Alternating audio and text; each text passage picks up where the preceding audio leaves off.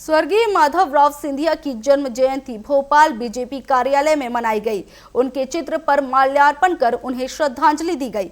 इस अवसर पर पूर्व मंत्री प्रभुराम चौधरी, सुरेश पचौरी और उनके समर्थकों ने उन्हें याद करते हुए कहा कि वे समाज के ऐसे नेता थे जिन्होंने ग्वालियर चंबल क्षेत्र ही नहीं बल्कि पूरे प्रदेश में कई विकास कार्य किए। उनके बताए रास्ते पर चलने का प्रयास सभी कर रहे हैं और उनके विचारों को आगे बढ़ाने का संकल्प लिया।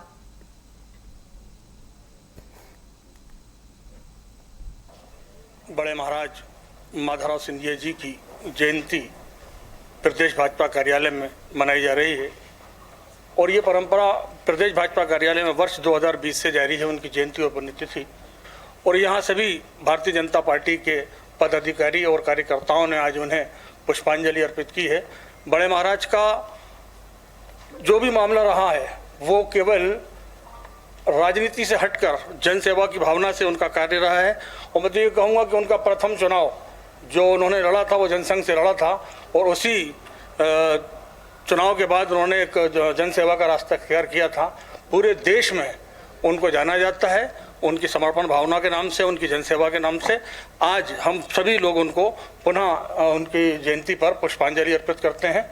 स्वर्गीय कैलाशवासी माधवराव सिंधिया जी जिन्हें न सिर्फ ग्वालियर चंबल संभाग जिस पद पर भी वो भारत सरकार में रहे हैं, उन्होंने उसको बहुत अच्छे तरीके से उसको चलाकर देश के लिए, जैसे हम कहें कि रेल मंत्री के रूप में शताब्दी जैसी ट्रेन उनके द्वारा पहली बार इस देश में चलाई गई थी। जब वो सिविल एविएशन मिनिस्टर थे तो उन्होंने एक विमान दुर्घटना में उन्होंने अपने पद से इस्तीफा दे दिया था, जिसको कि हम कहें कि पूरी जिम्मेदारी और नैतिकता का जो पाठ हम सब लोगों के लिए पढ़ाया है। उनका अविश्वसनीय योगदान इस देश के लिए रहा है। एक आकस्मिक दुर्घटना में वो हमारे बीच से चले गए, लेकिन उनके बताए हुए मार्गों पर हम लोग चल रहे हैं। जयंती पर आज हम लोग सभी यहाँ पर श्रद्धांजलि अर्पित देने के लिए